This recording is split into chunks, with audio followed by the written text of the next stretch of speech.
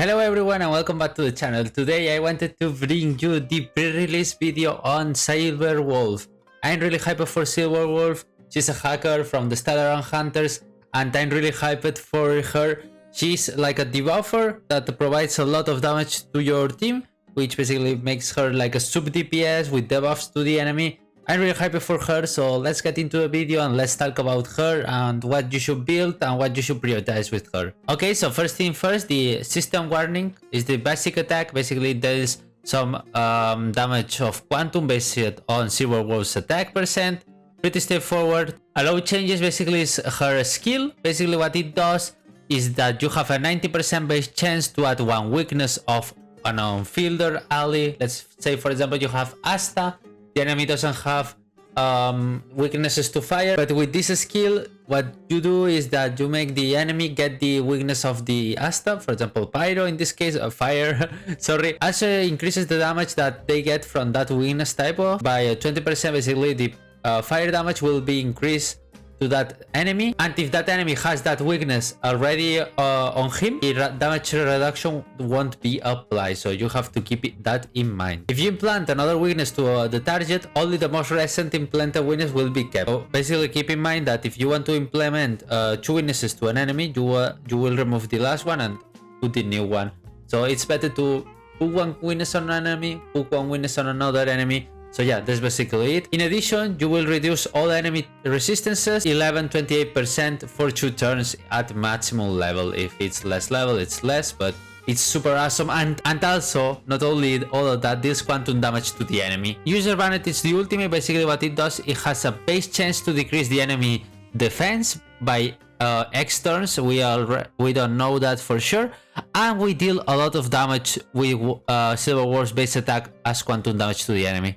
Pretty straightforward, but it decreases the defense to the enemies. That's really good because your carriers will deal a lot of damage to the enemy. Also, you have the passive. The passive, basically what it does is Silver Wolf can create 3 types of books. One reduces attack percent, the other reduces defense percent, and the other reduces speed to the enemy. And when do we activate this? So it's pretty straightforward. Every time Silver Wolf's attack, you have a 78% base chance to implement a random book that lasts for 3 turns on the enemy's target. So you're implanting a lot of debuffs. This is really broken. So you have the technique. The technique basically what it does is deals 80% damage of Silver Wolf's attack to all enemies and ignores weakness types and reduces toughness from all enemies. Pretty straightforward, but it's really good. Okay, let's talk about the talents section real quick. The first one is that the box duration will be extended 1 turn. Instead of being 3, will be 4 turns that it's getting the bug. And every enemy that is inflicted with weakness break, basically you break the enemy's weakness, you will have a 68% chance to implanting a random book to that enemy. The next passive talent is Inject. The Inject is the duration of the weakness implanted by Silver Wolf increases by 1 turn. Basically, if, as we told you, if you implement to them the fire weakness, you will get 1 turn extra of that fire weakness. And finally, side note, basically what it does is when you use the skill, if there are 3 or more debuffs affecting the enemy, the skill decreases the enemy all type resistances by an additional 3%. Really broken. Okay, so you have a lot of Eidolons here. As I always told you, don't spend money that you can't afford. But if you want to go for any of them, let's talk about them. Social Engineering, basically when you use the ultimates to attack enemies, you will regenerate energy for every debuff the enemy currently has, and this effect can be triggered 5 times. So basically if there are 5 debuffs, is the maximum of the energy that you can regenerate, which is basically 35%. 35 energy, sorry, not 35%. Zombie Network, basically when you enter the battle, the effect resistances of the enemy are reduced at 20%. Payload level ups your skill and talent. The bounce attack after using her ultimate to attack enemies deals additional quantum damage equal to 20% of Silver Wolf's attack for every debuff currently on the enemy target, and this effect can be triggered a maximum of 5 times during the use of her ultimate.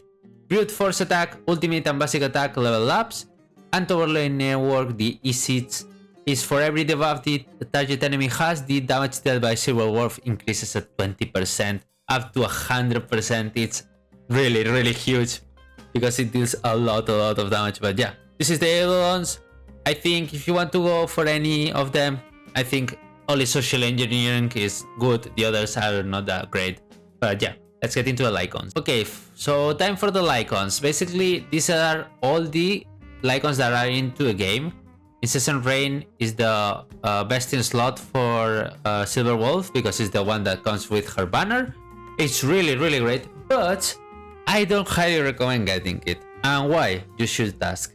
Because before the tutorial mission start, it's a Lycon that we will get in for free in an event that is coming approximately in the next patch. So basically you will get this Lycon, which is super, super amazing. Basically increases the FF hit rate, basically implementing bugs, implementing debuffs to the enemy.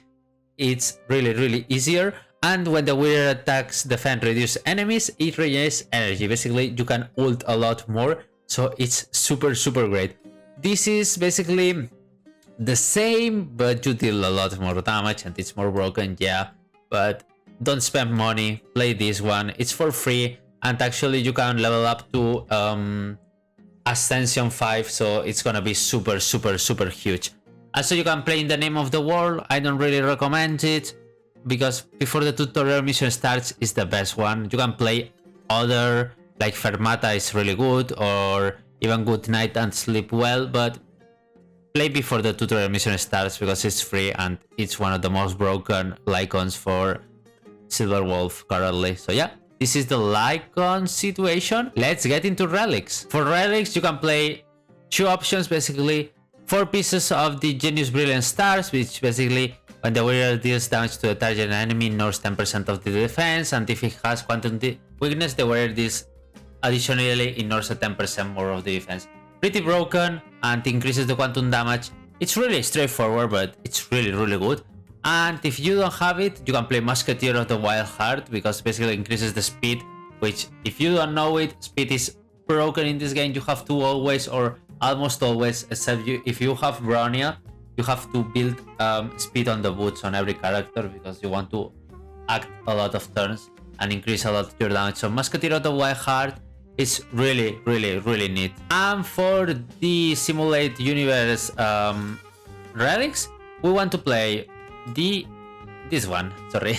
Increases the warrior FR hit rate by 10%, meanwhile the warrior attack increased by an amount equal to this hit rate.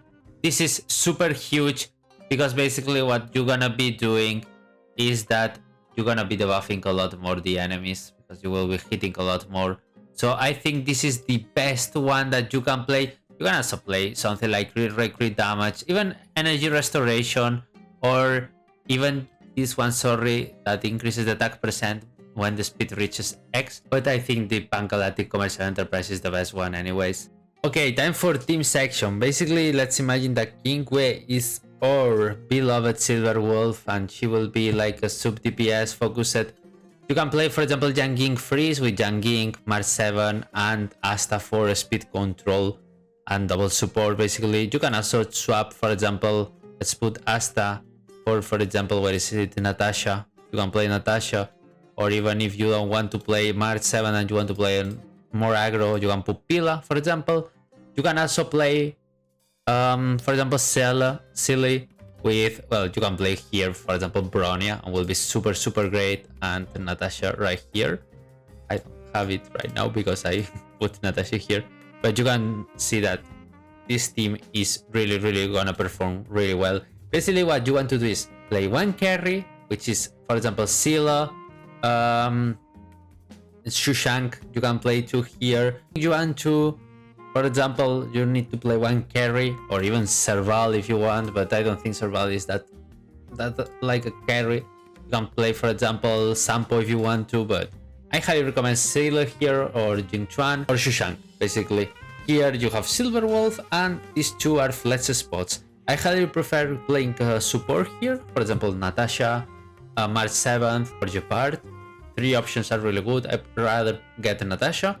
And finally, as a flex option, you can play Trailblazer, Clara, for example, Asta. I really love Asta, or even Tingyun to buff a lot more your carry. So yeah, this is the characters and the team section. It's pretty straightforward. It's not really that hard. So yeah, this is the 10th section. I hope I clarified some things about the team building of Silverwolf. So yeah, this is basically the video about the pre-release of Silverwolf. I'm really hyped for her. She's gonna be super great character. And that's all. Leave a like, subscribe, and I see you guys in the next one. Bye bye.